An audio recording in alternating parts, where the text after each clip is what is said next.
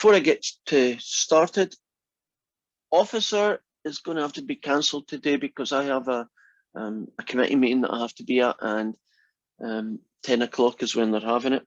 And so if you need extra help or you have a problem, you can wait until hopefully tomorrow's 10 o'clock meeting, officer, and I can do it then.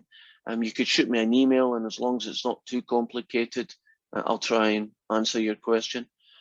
If you do shoot me an email, I'm not putting names on this, so I'm not embarrassing someone, although they may be from this class.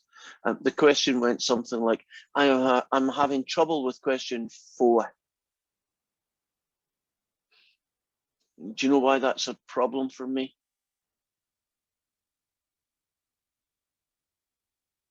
I don't know what section you're talking about.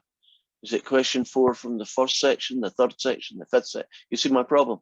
I need more detail. Now you can just tell me it's, you know, section 2, 3, question 4. That's totally fine. That I can handle, right? But if you do it by email, you have to be a little, pretend I'm an idiot, which is a good assumption, right? And so tell me more than you think I need, and that'll make my life a lot easier. Okay, right, let's get started. What we're going to do, we're going to do finishing off continuity, section 2.5. These are 3 questions similar to the homework, and we're going to do a thing called the intermediate value theorem, which is intuitively obvious for most people. And so sometimes when we do these questions, it's almost like you're not doing anything at all. It looks kind of weird, but it's there, so we're going to do it. Well, let's start with these fellas. A function is continuous on every number in its domain, which is essentially says, if you can find a value for a function, isn't it going to be continuous? For the types of functions that we typically deal with, and that means for these ones. So for rational functions, radicals, polynomials, things with logs in it, this statement up here is true. So let's start with the first one. If I was interested, when is this function, the one I'm writing down right now, when is it continuous? It's the same thing as saying, what is its domain? Because the 2 answers are the same. Now let's look at this guy for a minute. Isn't this function totally okay, except when the bottom is 0? You agree that's the only places you're going to have trouble. So what I would do, probably don't need to factor the top, but I'm doing it anyway, is I would factor it. And what factoring allows me to do is that it allows me to identify the 2 values of x that are going to cause us trouble. Would you agree that you can evaluate this function as long as you don't use -1 and as long as you don't use x as 8? As long as you don't use those guys, you're good. So there's our answer. Every single number except those 2. Now in interval notation, this is going to be -infinity. -infinity to -1, joined to -1 to 8, joined to 8 to infinity. If you imagine a little line with a hole at -1 and then a hole at 8, isn't this a visual representation of the values of x that you could use for that function? Do you see the 2 little holes get caused by this? It's a bit clunky, but that's what you have to type into WebAssign for your answer. We okay with the first one? Just rational functions. Just look at the bottom. What makes it 0? Don't use those guys. You got your answer. Now the second function is, where is this fella continuous? In other words, what's its domain? Right. Have you any inkling about what values can go inside a log function? You can't get the log in -2. Doesn't exist. Not as a real number. If I draw a little picture of the log function, it looks like that. So for a log function, you must be positive, right?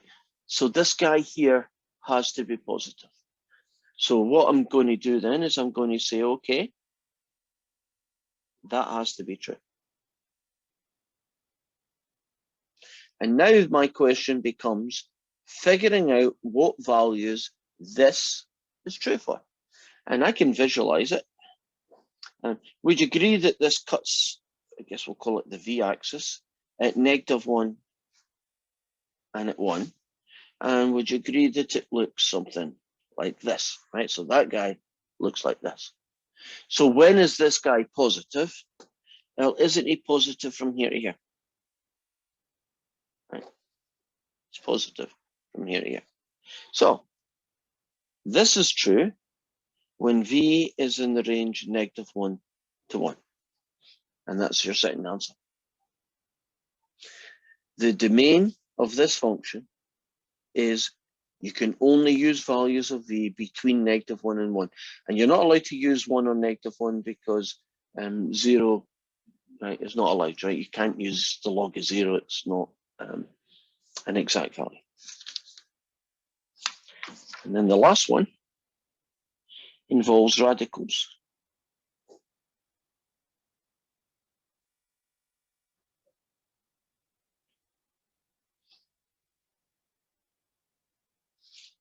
Now, we're only interested in these questions in what values of u can you actually get an answer, right? And that will be the domain. And that's also going to be when it's continuous. So we're really looking for the domain here. So I'm going to do this and ignore that term. Why can I ignore this function?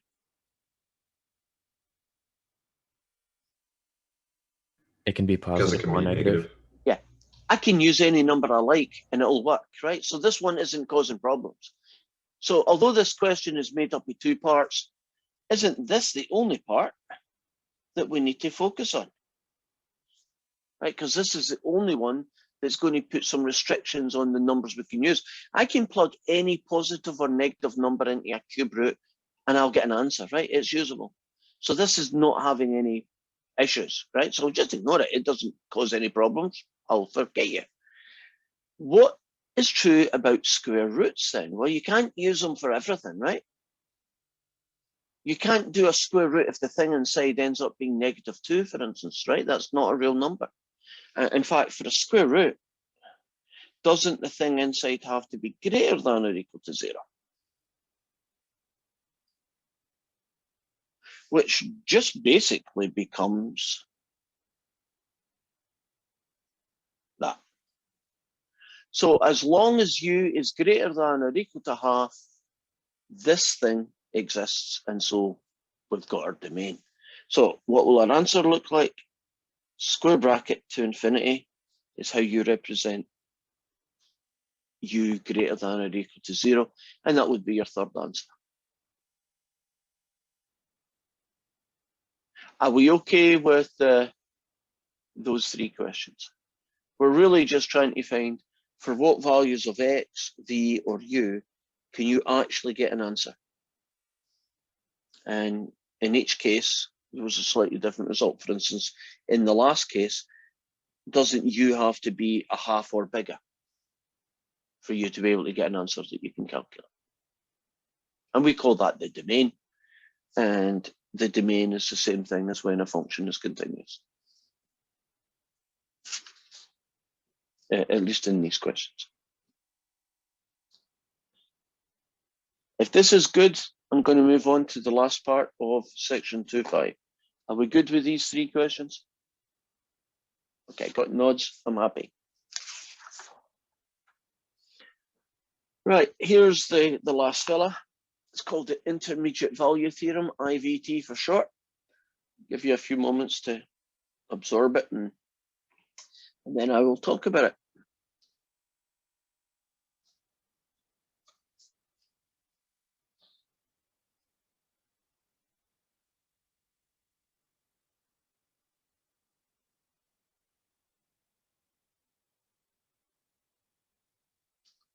almost ready.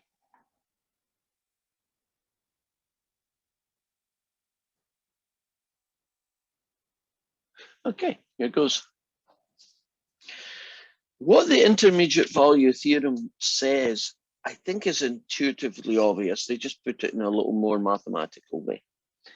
I want you to imagine that you've got a continuous function starting at x equals a and finishing in x equals b, right? So from there to there, it's continuous. There are lots of ways of thinking continuous. Here's an analogy. If you're continuous, isn't it a single piece of string? Right, so you can travel from A to B, right? You can travel along that road and it's one joined up function, right? Now, if it wasn't continuous, wouldn't you have a kind of hole in the ground and a break, or you get killed, right? If you try to drive along the road, right? Infinities, all the kind of things that stop you being continuous. But when you are continuous, aren't you kind of boring? You're just a single piece of string. You go from one point to the other. You drive along the road, you're fine. So if a function is continuous in the interval from A to B, then for every number you can like, any value between f of A and f of B, we're calling this value L. For any one of those numbers, it's guaranteed that you're going to be able to find a little c somewhere between A and B that has the property that the value of the function of c equals L. Right, that's the intermediate value theorem. So it's basically saying, see if a function starts at 10 and finishes at 50, isn't there guaranteed to be some place where it's 40? Like you can't get from a position of 10 to a position of 50 without passing through all the values between 10 and 50. Right? That's what the intermediate value theorem says. So what do we use it for? Well, we use it for two questions. We use it essentially to prove that an equation is guaranteed to equal 0. So this one is inversion question 20. And we're going to prove that e to the x, which is equal to 8 take away 7x, in the interval 0 to 1, right? We're going to prove that this thing has a 0, also called a root, I guess also called a solution, right? I'll call a solution, I like that one. Has a solution in the range 0 to 1. So in other words, there's guaranteed to be one value of x where this is true. And we're going to use the intermediate value theorem to prove that this equation has a solution, right? That there's at least one number in the range 0 to 1 where this is true. So what you do is you create a function by just subtracting these guys over, which is that guy. Would you agree that this function is continuous in the interval 0 to 1? In fact, would you agree this function is continuous everywhere? But it's definitely continuous 0 to 1. Now I'm going to find f of 0. Right? That's basically my a. And what's that? E to the 0, take away 8, add 7, lots of 0. What's that? 1 take away 8, it's negative 7. Now I'm going to find f of 1. And that's e to the power of 1, take away 8, add 7. That's e take away 1. Very roughly. E take away 1. E take away 1 is about 1.72, right? Just round it off. Now you might be saying, okay, how's that going to help me prove that this is equal to 0? Because if I can prove that there's a value where this is equal to 0, doesn't that mean that this is also going to happen? Right. So, isn't this at 0? Isn't the answer -7. And at 1, is it in the answer up here at 1.72? Then according to the intermediate value theorem, isn't there guaranteed to be a place where the function is equal to 0? So we can just go by the intermediate value theorem. There is a C such that f of C equals 0. So a solution exists.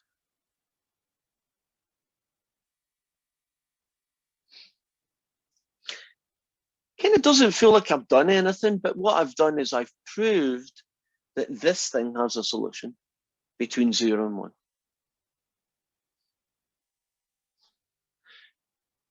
So let's show you how you do it in WebAssign.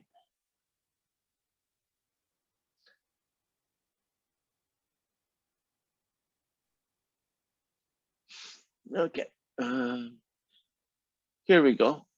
Use the intermediate value theorem to show that there is a root. I would like there is a solution, but that's fine. Given to this equation. So e to the x equals that guy, range 0 to 1, right? That's the same question, I guessed good. Rearrange it so that f of x looks like that, which I did. Right. Find f of 0, which I did. So you plug in -2. Find f of 1, which I did. And I think you go into functions. So yeah. And you go e to the power of 1, take away 1. Now, since f of 0 is less than that and f of 1 is bigger than that, we've proved that there exists a solution.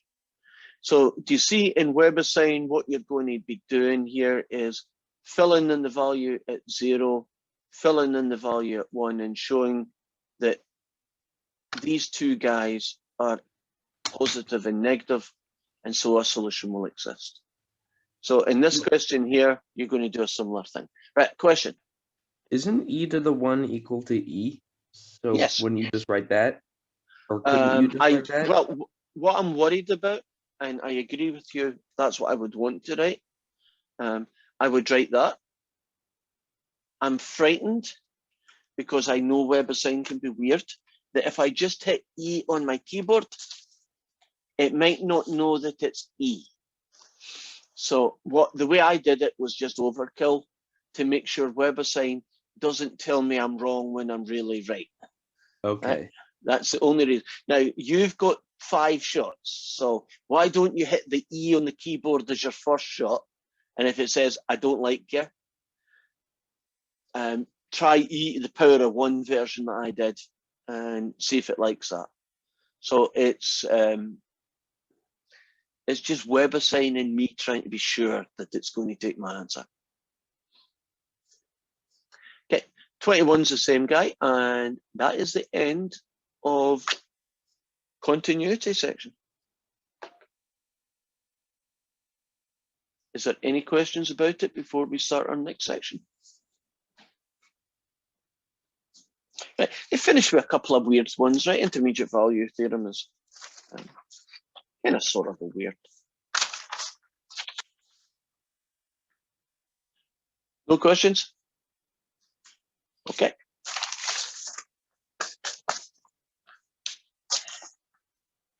Our next section, 2.6.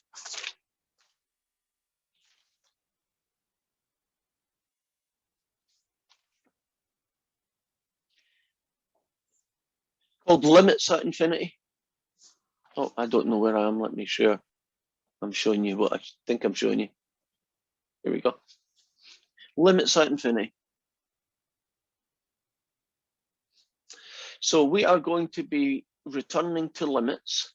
And this time we're going to be looking at limits that are vertical asymptotes, limits that are horizontal asymptotes, and limits as x tends to infinity, and all the other versions of things that you could get. Today we're going to focus only on vertical asymptotes. We have actually touched on these, so this isn't totally new. if you've ever done, which you have, unless you took Calculator and skipped by it, if you've done 141, haven't you done curve sketching and vertical asymptotes and horizontal asymptotes? So this is not particularly new. We're just introducing limits into the word, into the vocabulary. So here is a classic vertical asymptote at 3. And this particular function looks like that. And just looking at that picture, would you agree that the limit, the overall limit as x tends to 3 of this function is plus infinity? Does that make sense? Just visually looking at it, right? When you do limits that involve vertical asymptotes, your answers are quite limited.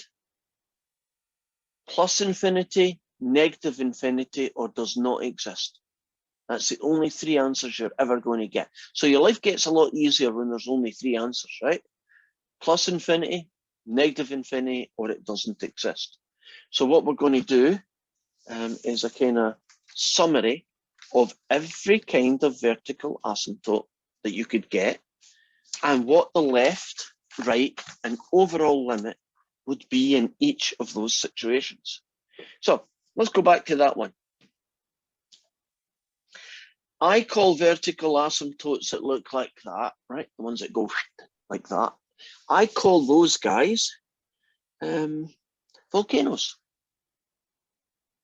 I don't see it in a textbook, but I like that name. Now, it look like a volcano to you? Looks like one to me.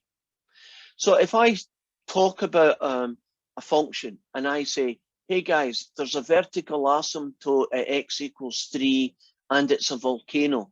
Do you already visualize in your head what I'm trying to tell you in English?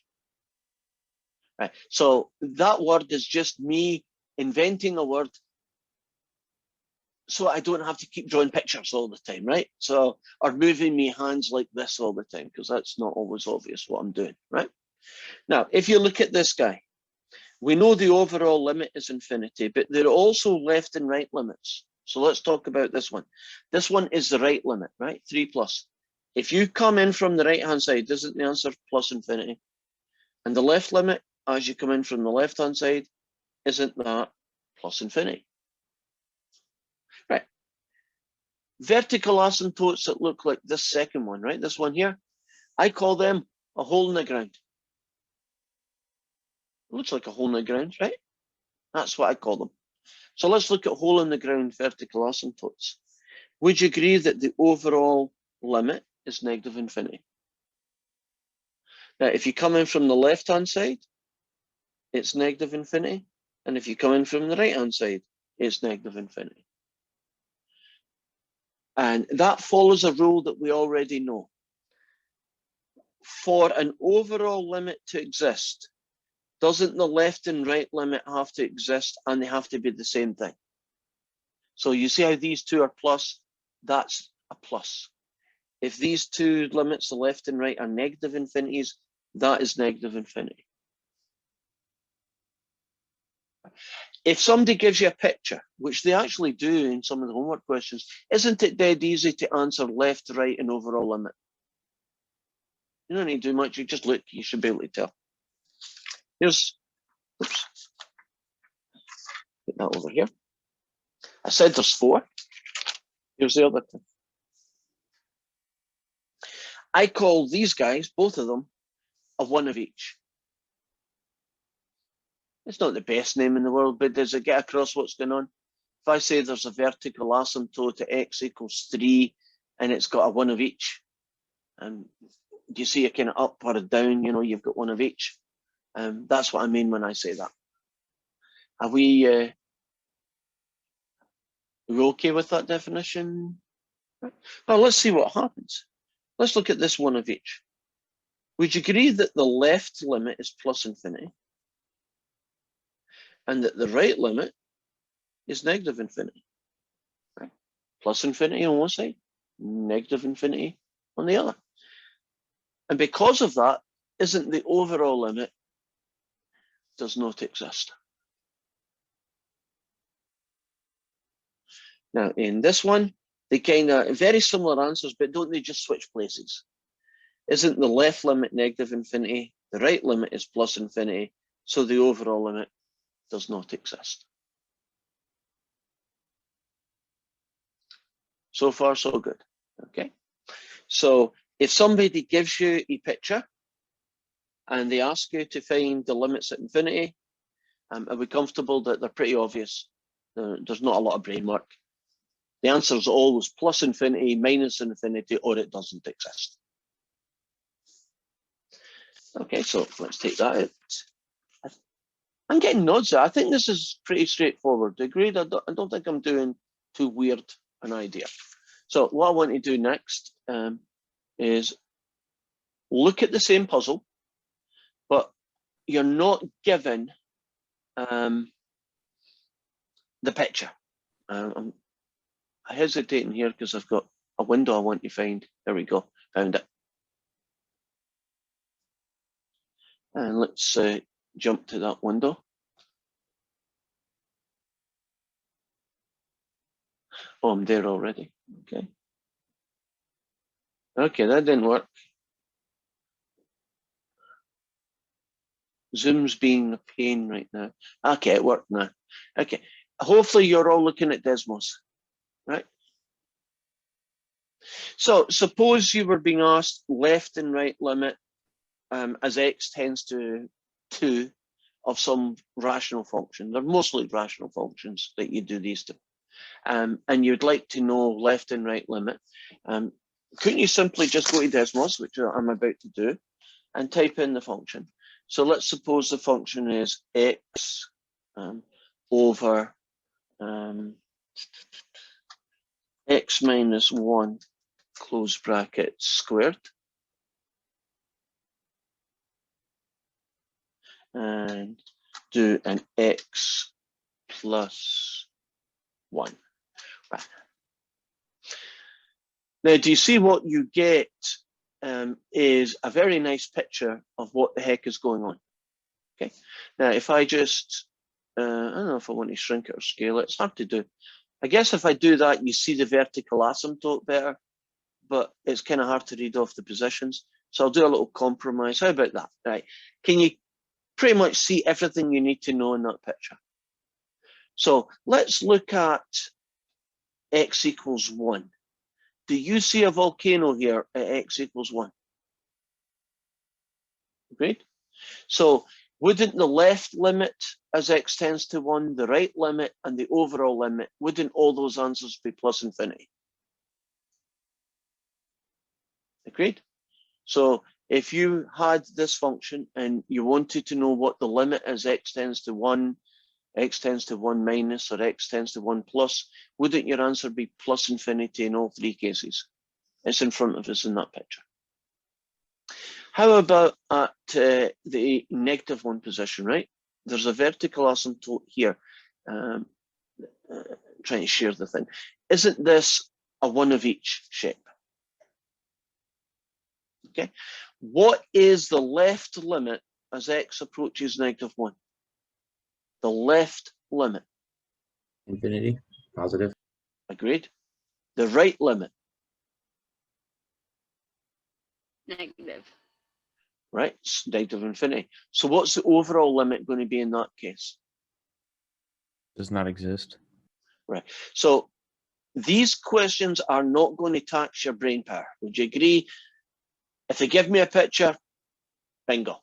If they don't give me a picture, nip over to Desmos and make a picture, right? So what's the third thing that they're going to do to you? They're going to tell you not to use a graph. And the temptation will be to use a graph. But you're going to have to do a table of values. So let's just do it, bite the bullet and do a table of values and show you that a table of values can also be used to answer those same questions that we just did there. So I'm going to have a function.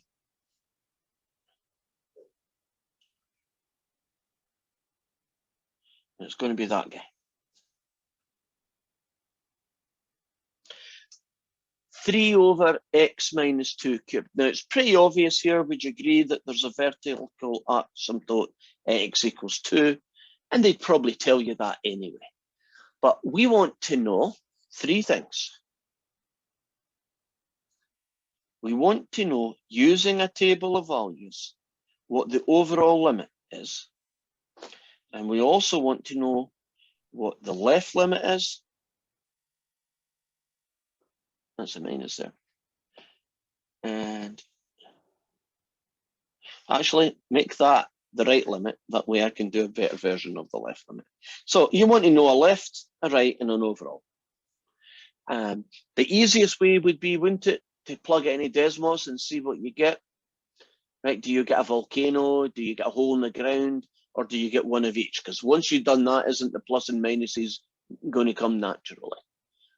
But let's show you how you would do it with a table of values.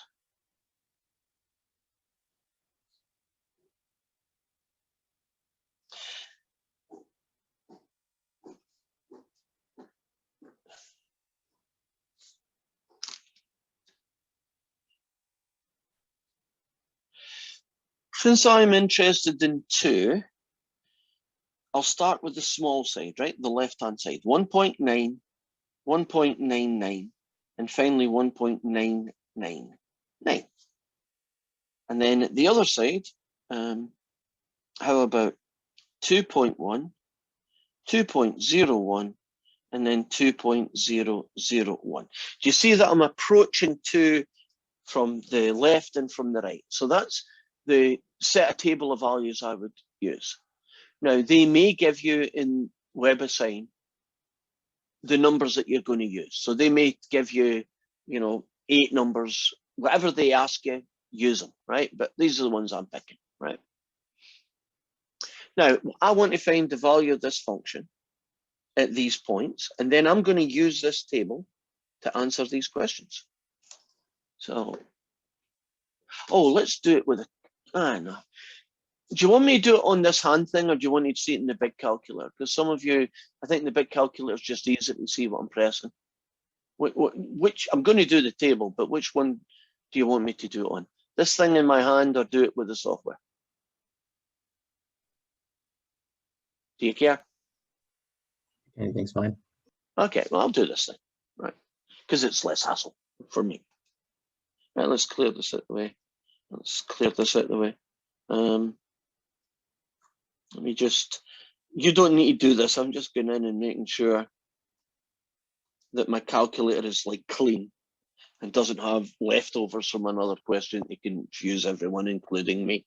So you go and you hit y equals, and you type in whatever the function is. So 3 divided by a bracket, x take away 2, close the brackets, to the power of 3, got it in.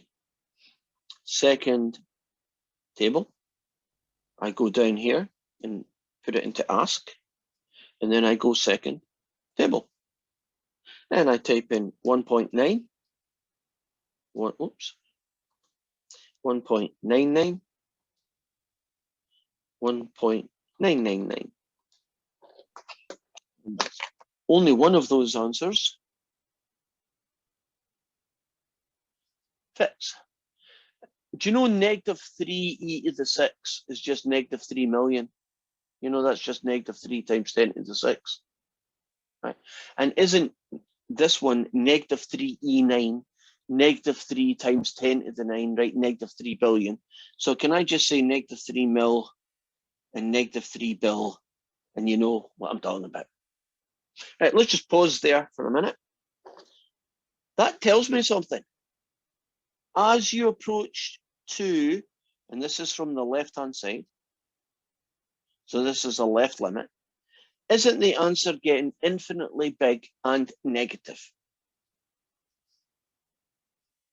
Are you comfortable about how this table of values tells me this is going negative infinity on me? Okay, now let's do the other side now. 2.001, 2.01, and finally 2.1. And if I put these numbers in, I guess I'll do them in green just to be different. I get 3,000. Oh, it's very symmetric. 3 million and 3 billion. Whoa. If you're coming in from the right-hand side, isn't the answer getting bigger and bigger, but positive infinity? Now, when you put those two together, what conclusion do you have for the overall limit then?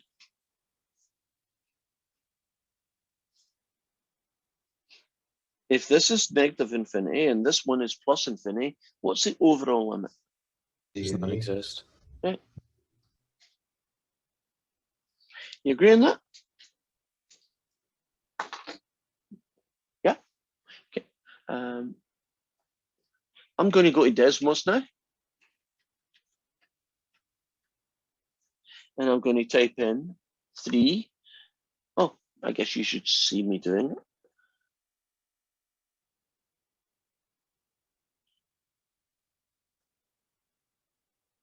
Okay. I'm having button pressing issues. Here we go. Gotcha. So it's 3 over, I'm assuming that you can see it, x take away 2 close bracket. No, try it again. X take away 2 close brackets. I want it to the power of 3. So okay, so to the power of 3.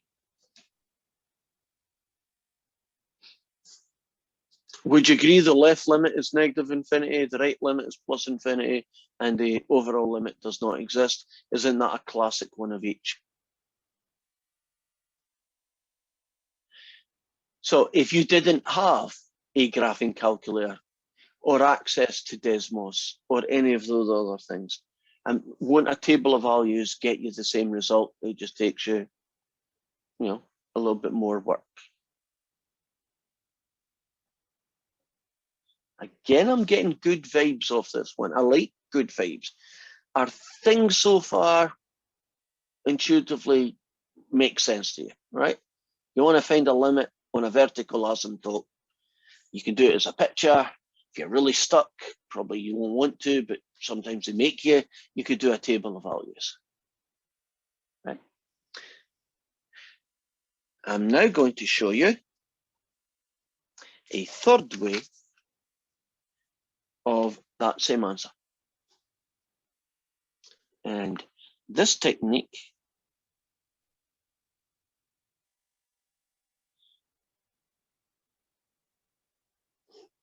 uses a concept called infinitesimals. God, that's a mouthful. Infinitesimals, right? Now, these are special numbers, and they use a notation that looks very like, what's that? That should be a 2 there. Like 2 plus and 2 minus. In fact, 2 plus and 2 minus are examples of infinitesimals. So if you write down 2 plus, nothing to do with limits, just 2 plus, right? What you mean is it's a number that is equal to 2, but a tiny bit bigger. And tiny means really tiny. It means like 2 trillion zeros and then keep doing some more zeros after that and stick a 1 at the end, right? So it's like a 2 point, write zeros till you die, and then just before you die, stick a 1 at the end, right? Whatever way you want to do it. That's how tiny 2 plus is. It's infinitesimally different, right? Infinitely small difference. Now, for completeness sake, won't 2 minus be the same thing, but a tiny bit smaller?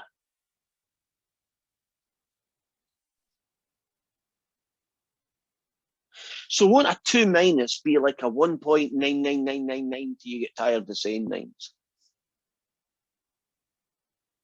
Now, I'm going to do a calculation with a very special infinitesimal. And the one we're going to deal with is 0 plus and 0 minus. So can you imagine what 0 plus is? isn't it a number that's almost zero, but it's still positive? Because isn't it 0 point, lots of zeros and a 1? It's still positive. And won't the infinitesimal 0 minus be roughly 0, but won't it still be negative? So 0 minus would be like negative 0.2 billion zeros and a 1, right? It's still basically 0, but isn't it just a little bit small, right? Now, here is a calculation, and this is eventually going to get to this, right? But we take a little bit of time. Here is a calculation with an infinitesimal in it. Now, if you take a number 3 and you divide it by 0, don't you get some kind of infinity? But the problem is, if I put 0 in, I don't know which kind of infinity I'm going to get, because technically, couldn't it be a plus infinity or a minus infinity? You can't really tell unless you look at the graph, right? But in this case, can't you tell that the answer is going to be negative infinity? On the other hand, won't that guy, and I'm emphasizing it because you don't normally put plus in, but wouldn't that guy be plus infinity? Okay. Right, now that you got the background, I'm now going to use that to find out what that guy looks like. Now, if I want to find the limit as x tends to 2 plus of this function, 2 plus is my infinitesimal. So I am going to go 3 over 2 plus, take away 2 cubed. Now things get a little bit tricky, but let's see what they look like. If you take 2 plus and you subtract the normal number 2 from it, isn't 0 plus left? Isn't it an infinitesimal that's just slightly positive? Right, because that's 2 point, a lot of zeros and a 1, and then you take away 2, so what do you get? 0 point, a lot of zeros, right? So that is 0 plus cubed. Now, suppose you take the infinitesimal 0 plus and you cube it. What infinitesimal do you get out of that? So you take it, yeah. Now, what does 3 over 0 plus get you?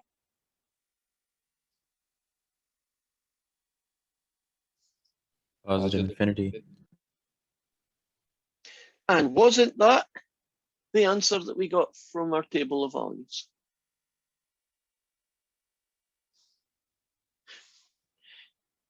Does that notation begin to make a little bit more sense once you realize that's just an infinitesimal? Now, for completeness sake, let's do the 2 minus 1. Then shouldn't that be 3 over 2 minus, take away 2 cubed? Okay, if you take a number that's slightly less than 2 and you subtract 2 from it, don't you get a number that is negative 0, right? A 0 minus, right? An infinitesimal that's negative. And if you cube a negative, don't you still get a negative? And doesn't that guy get you negative infinity?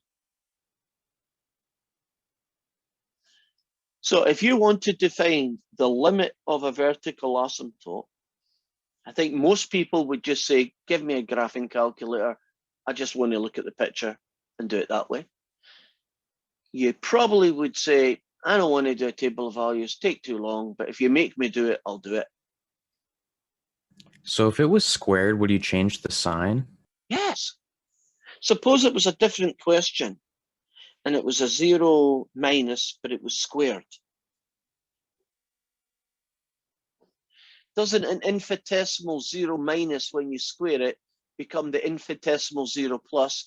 And in that question, wouldn't the answer be plus infinity? Can I go? Just a different approach to finding a limit.